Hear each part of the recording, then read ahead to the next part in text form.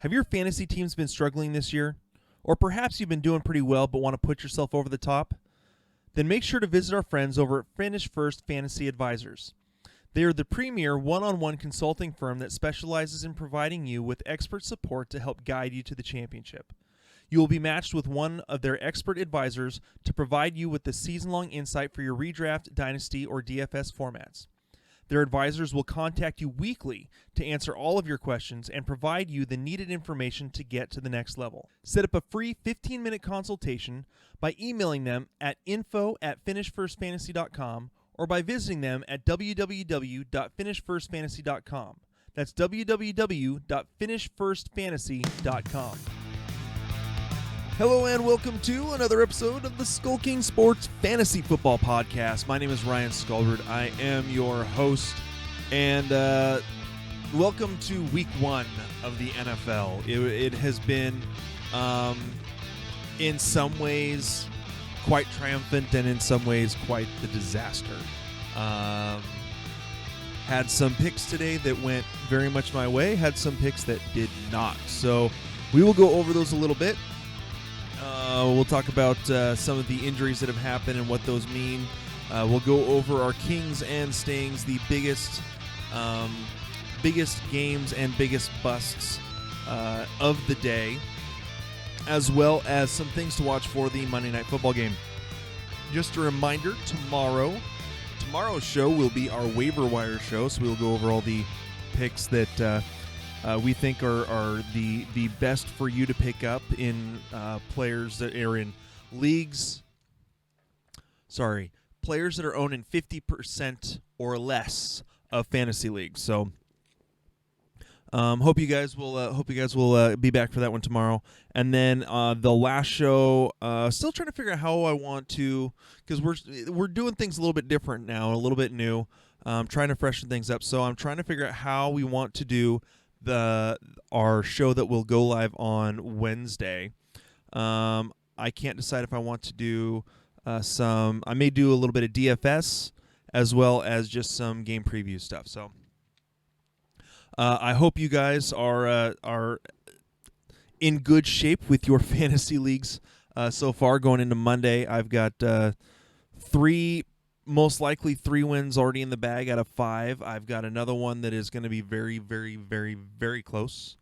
It'll come down to how my kicker can pair up against Ryan Tannehill and the Steelers defense. So, yeah, it's one of those kind of matchups. So, and the other one, it's already gone. So, like I said, I hope you guys had a good week this week for your fantasy lineup. So, why don't we go ahead and start with some of the news and notes for this week and get into the injury news so far. From what we've seen, rough day for a few guys. Started off Marlon Mack. It looks at this point like a torn Achilles, at least as of when this is recorded, which means Jonathan Taylor is going to get a lot of work. That being said, he didn't necessarily get that work when Marlon Mack went out. Nyheim Hines was getting a lot of that work after Marlon Mack went out. Nyheim Hines was getting red zone carries, goal line looks. So we will have to see how this plays out. Hines is definitely going to be one of my top pickups for next week, for this next week in terms of waiver wire, obviously. He's one of those guys that in deeper leagues was already going to be picked up simply because of the fact, because of his quarterback and in having Phillip Rivers. Phillip Rivers loves throwing around the ball to the running backs. You think of Austin Eckler, you think of Danny Woodhead. So having those kind of guys, I think really is going to be good for Nyheim Hines, and having Phillip Rivers as his quarterback. Hines has had a big start before a couple years ago. I want to say it was Marlon Mack's rookie year when Nyheim Hines, when I think Mack was out for like the first 4 to 6 games or something, got injured in week 1 or something. And Nyheim Hines, was a top 15 running back for like the first 6 weeks. So definitely something to watch. We hope that Marlon Mack is able to come back. I kept saying I wasn't sure about Jonathan Taylor simply because we weren't sure how the carries were going to work out. Well, now it's kind of Taylor and Hines backfield, so we'll see how they want to handle the two of them. Moving on next, another one that looks like done for the season. Blake Jarwin, as of right now, the fear is that he has torn his ACL, so that takes away a receiving target from Dak Prescott. Now, in their loss tonight, the Dallas Cowboys to the Rams, you're not going to put that on Blake Jarwin. They have a new offensive line. They have a couple of new guys that they haven't quite gelled yet. They've been able to open up holes in the run game. I think it's just pass protection has been a little questionable. And being a guy, I mean, if you're watching on the YouTube video where you can see, I've got my Seahawks hat and my Russell Wilson jersey on. I'm used to an offensive line that can run block and struggles in pass blocking. So, but yeah, so Blake Jarwin going down. That I think, if anything, right now that maybe bumps up Ezekiel Elliott's use in the pass game on those short kind of dump-off passes. I think they may go more that route. They have another tight end. I think he maybe got 1 or 2 targets after Jarwin was out. So I think it's mainly going to be in the passing game. It's going to be Ezekiel Elliott and or Tony Pollard. And then it's going to be the 3 wide receivers in Cooper, Gallup, and CeeDee Lamb. So, staying with the Dallas Cowboys, Leighton Vanderesch looking like a broken collarbone. Now, we usually don't bring up a lot of defensive injuries on this show because mostly in fantasy football, you're looking at the offense, unless you're doing IDP. And I was actually going up against Leighton Vanderesch in an IDP league. But the main reason, the main thing that we tend to cover is just a standard fantasy league, usually half-point PPR is what we're covering. The reason why Leighton Vanderesch is an important thing to talk about is because it's going to matter for the running games of teams going up against the Dallas Cowboys. And so I think that Leighton Vanderesch going out is going to matter in terms of how they can stop the run game. Pulling up their schedule here. See what they've got going on. And so, pull up the games. Internet's going a little slow right now. So they just played the Rams. So next week they've got the Falcons, which Todd Gurley could have a little bit of a bump going up against the Cowboys there. Then the Seahawks. I think the Seahawks could really exploit the loss of Leighton Vanderesch up the middle. Vanderesch is a tackling machine. I want to say his rookie year actually outdid Bobby Wagner for tackles in the league. So he is a very good ball hawk. He knows how to get to the ball and to make tackles, and losing him. I mean, he's on injured reserve right now. It's as of 3 weeks, I think is the minimum for injured reserve for this year. We'll see how long he is out. He may come back towards the end of the year. We'll see. So, and then the last, there's a couple more. Le'Veon Bell dealing with a hamstring injury, already questionable for week 2. Apparently he tried to play through it a little bit, and it just did not work out.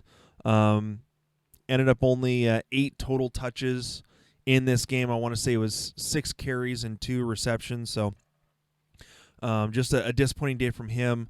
Again, dealing with the injury. It was already tough because he was going up against such a big-time defense in the Buffalo Bills. The other one to look at was Boston Scott, who went out with an injury. I have not seen a whole lot of clarification on what happened with that, what his prognosis is for next week. It could mean Corey Clement is a guy to bring up a little bit. Unfortunately, though, that the Eagles' offensive line did not look good. Just a lot of sacks given up. They were plugging up the run, and so that's something to kind of keep an eye on. Washington really dominated the line of scrimmage, especially in terms of their defense. So definitely something to watch there. So those are the major injuries that I've seen. I may have missed a couple. Trying to get ready for the show, but those are the major ones that I've seen that'll kind of affect what's going on into this possibly into this next week. So our next section that we're going to go on to is our Kings and Stings section. This is a portion of the podcast we've been doing for a few years now, where we go through our Kings of the Week, which is the top 3 performances from each position. So quarterback, running back, wide receiver, and tight end. Top 3 performances. And then our stings. These can range in terms of what a sting is for a bad game. Usually what we do is if it's someone who's, say they're owned in maybe 50% of leagues and they absolutely stunk it up. That's not necessarily a sting. What we're looking at is guys that are highly owned that seriously underperformed. That probably brought your score down a bit because of how they played. Now, so the stings aren't always going to be as bad in some cases as they are in others. So that's just kind of an explainer of how we're going. So we're going to start this off with our quarterback Kings of the day. Starting it off, high scorer today was Russell Wilson, 322 pass yards, 4 touchdowns, and had some rushing yards in there as well to get him to 31.78 points for the game. Number 2, Aaron Rodgers, 364 yards, 4 touchdowns. I think the entire industry underestimated Aaron Rodgers. I think that's just the NFL industry as a whole. That or it could just be that the Minnesota defense isn't that good. That being said, I think having Devonte Adams completely healthy is a big help for Aaron Rodgers, because when he is completely healthy, it's going to take more than one guy to cover Devonte Adams. And I think that was a huge thing for him this week, is having Devonte Adams completely and fully healthy. I remember last year he went down, I think it was week 1 with an ankle injury. He was just never the same once he finally came back later in the year. So, and they really, because of that, I think they really stuck to the run game. Aaron Jones was hardly even a part of the program this week. Manages to get in with a touchdown.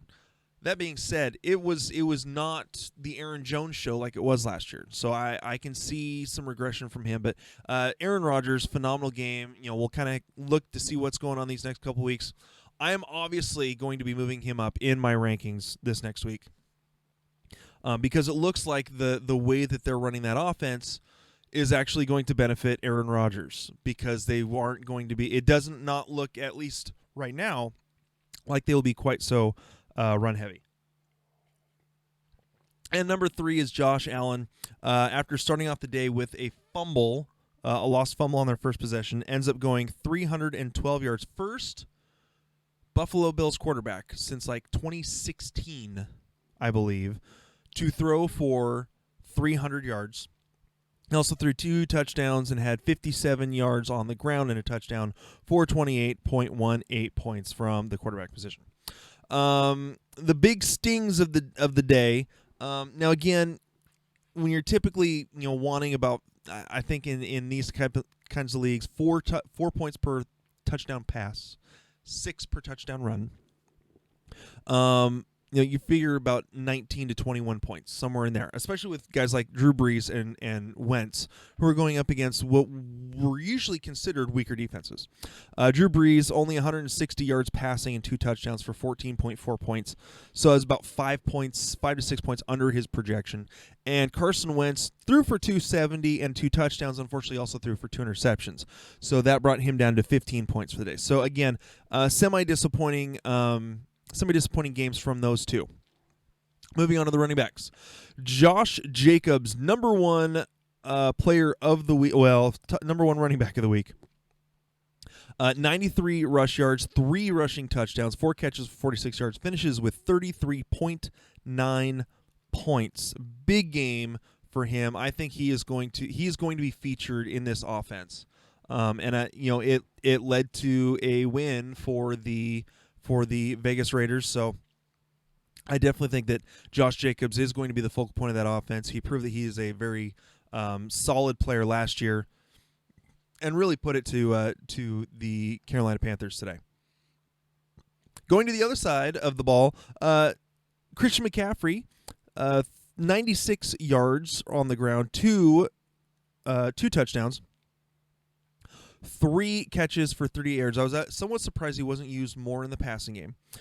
Finishes with 26.9 points, so our number 2 running back of the day. And Zeke, 96 yards, 1 touchdown on the ground, 3 catches for 31 yards, and another touchdown in the air, 26.2 points. And we're going to throw in an honorable mention in here because I talked about in my live stream this morning in our SkullKing NFL and Fantasy Football page the fact that I think that Akers is likely to be the main guy, I picked him to be the guy over Malcolm Brown, and Malcolm Brown proved to be the guy. He is the one to run the ball, especially between the tackles. I think that Akers is going to be more the outside the tackles type of guy. Malcolm Brown proved tonight. Again, it was especially after Leighton Vanderesch went down, Malcolm Brown proved to be a solid runner. 79 yards on the ground, 2 touchdowns, 3 catches for 31 yards, 24. He was number 4 running back this week so far. I understand we still have 2 Monday Night Football games, but 24.5 points. Now, our big stings in the running back section. Again, one thing I want to add is we don't involve injuries in our sting picks, because that's not something that can be helped. I mean, if a defense just knocks you out and keeps you from playing well, okay, that's a sting. But if you get knocked out with injury, you can't foresee injury. You can foresee someone possibly having a bad game. You can't necessarily foresee injury. So our top stings: number 1, Mark Ingram, a whopping 29 yards on the ground on 10 carries against the Browns. I believe J.K. Dobbins had 1 or 2 touchdowns on the ground. So that's we'll see. It looks like Dobbins may take over that role from Ingram. We'll kind of see what happens in game 2. Nick Chubb. This is a sting. He averaged over 5 yards a carry. The problem is he only had 60 yards and lost a fumble. So ends up with 5.1 points. When he was probably projected for about 12 to 13. And then the other big sting was Joe Mixon, 69 yards, lost a fumble, had 5.9 points a game. I'm telling you, I am not a fan of Joe Mixon. I think that he could score well in garbage time when it doesn't matter. That's when he has historically put in his best games.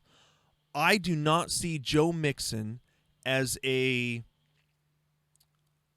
major threat to put up fantasy points in games that are close. If the defense that he is going up against has anything near a solid run defense, Joe Mixon's toast. And it's not necessarily his fault. It's because they have such a horrible offensive line. And I think it proved it again today. Mixon just was not able to get loose anywhere. Now you say 69. Yeah, 69 yards will get him to 1,000 yards on the season. I'm not sold on Mixon. I think that he was being overdrafted because of potential, because he had 4 good games last year that boosted his stats. So that's it for me. Moving on to the wide receivers. Devonte Adams, 14 catches, 156 yards, 2 TDs, 34.6 points. Huge day for him. I am going to call myself out. I was wrong on Calvin Ridley. For those of you who saw my little blurb on Fantasy Pros about draft or about busts and Busts and sleepers. I picked Calvin Ridley as a potential bust. We had to pick, as part of the Fantasy Pros thing, we had to pick someone in their consensus top 40 that wasn't a quarterback. So it basically had to be running back, wide receiver, or tight end. I picked Calvin Ridley because I thought that Todd Gurley was going to be more involved in the offense, which he was for a little while, and then they plugged up the run and had to pass it.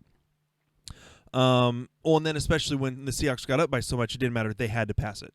I thought that Hayden Hurst was going to have more of a role, and he actually did have a decent role. He was getting covered very, very well. So I was wrong on Calvin Ridley. Calvin Ridley goes 9 for 130 and 2 touchdowns, is the second highest wide receiver of the week, and scores 29.4 points. I was wrong. I could admit it. I made a guess. I made a pick based on a little bit of evidence with a select few people that I was able to select from, and that's the guy I chose, and I was wrong. So, willing to admit it. Moving on, Adam Thielen, 6 catches, 110 yards, 2 touchdowns for 28 points even. Our stings, and these ones hurt. Our stings in the wide receiver position. Number 1, Michael Thomas, 3 catches, 17 yards on 4 targets. I mean, this one kind of baffles me. I mean, we go back to Drew Brees, only 160 yards and 2 touchdowns. That was just it. The Buccaneers. It's like they flip-flopped their defense because they were, for the most part, able to stop up the pass and couldn't stop the run. Last year was just the opposite. Last year they were the number 2 defense against the run, especially in terms of giving up fantasy points to the running back position, and we're the second worst against the pass. It completely flip-flopped with how they played today. Kamara was gashing them, would have had 3 touchdowns had he not had he just jumped for the end zone instead of just reaching out with the ball, because he ended up stepping out of bounds like a quarter of an inch before the ball crossed the plane. So, but yeah, Michael Thomas, only 4 targets, 3 catches for 17 yards. So something to watch moving forward. I'm not really worried about Michael Thomas. I think they'll get in their rhythm, and I think he'll still be one of the top 3 wide receivers in the league by the end of the year. My second big sting was Odell Beckham Jr.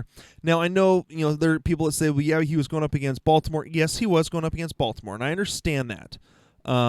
Jarvis Landry was on a semi-pitch count because they've talked about him still being a little bit sore from his off-season hip surgery. That being said, I think Landry outperformed him by going, I want to say 6 targets, 5 catches for about 60 yards. Odell Beckham Jr., 9 targets, 2 catches for 21 yards. Just could not find him. Now, again, they were going up against the Baltimore Ravens, and they are just a phenomenal defense. They really are going to be a tough team to beat this year because of how good their defense is and how good their offense is. So again, I don't put this completely on Odell or even Baker Mayfield. Now, if it happens again, 2 or 3 weeks in a row, then I'm going to start putting it on them. But, they had a tough matchup this week. Next, moving to the tight ends. Mark Andrews, 5 catches, 58 yards, 2 touchdowns, 20.3 points. Next, Dallas Goedert, 8 receptions, 101 yards, and a touchdown, 20.1 points. Now, Zach Ertz had a decent game as well. I don't have in front of me exactly how many he scored. But he at least, Zach Ertz at least had a touchdown in this game. Actually, I believe he scored the first touchdown of the game. And so it's very interesting to see how this is going to work out between those two for playing time. Well, not necessarily for playing time, but for how it's going to work out with targets and everything between those two, simply because Zach Ertz has been the guy for so long. And now Dallas Goedert has been a solid backup and has stepped in well when Ertz was injured. That being said,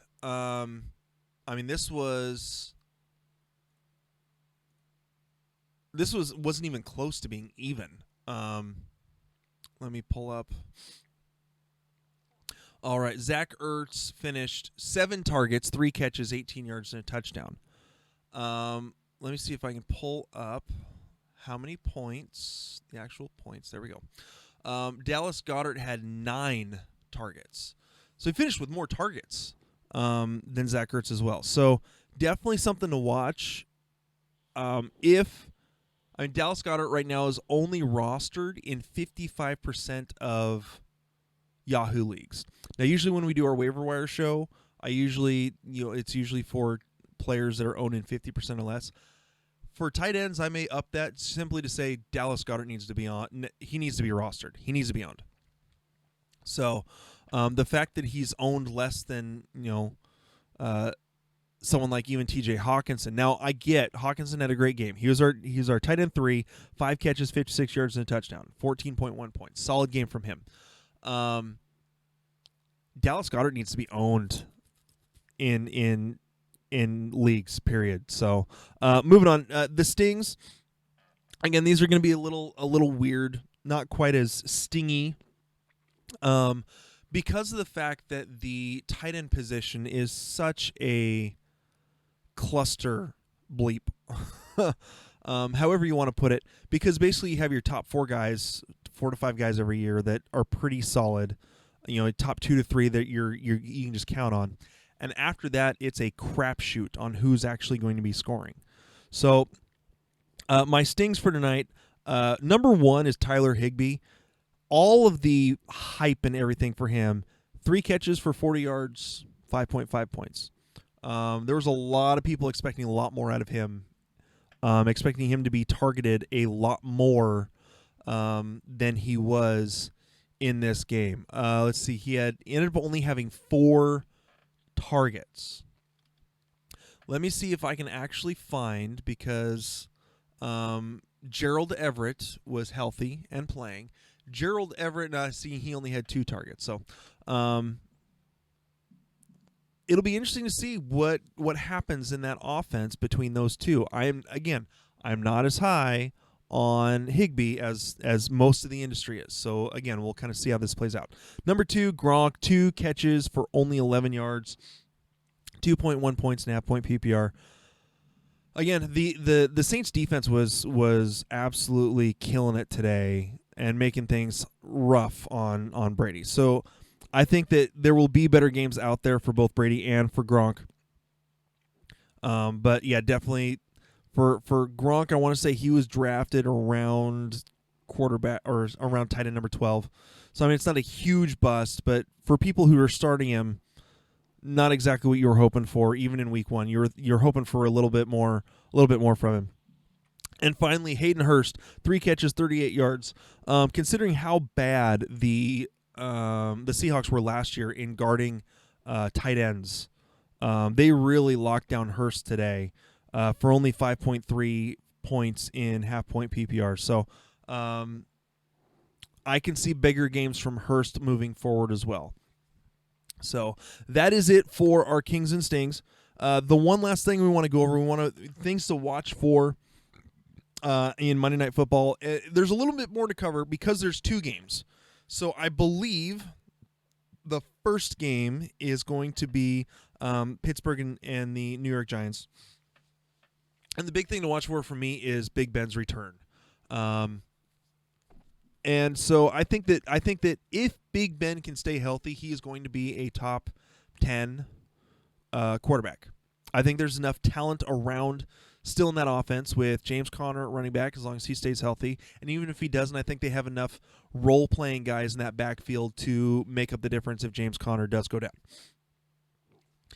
With the talent of the wide receivers that they have, with Juju Smith-Schuster, with Deontay Johnson, I don't know if Washington is still there. I'll be honest, I don't know.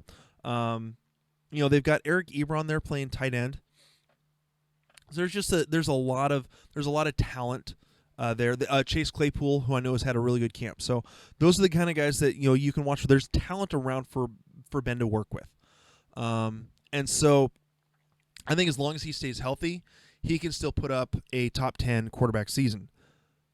With that means I think that as long as Ben stays healthy, Juju will put up a top 20 for sure type of year.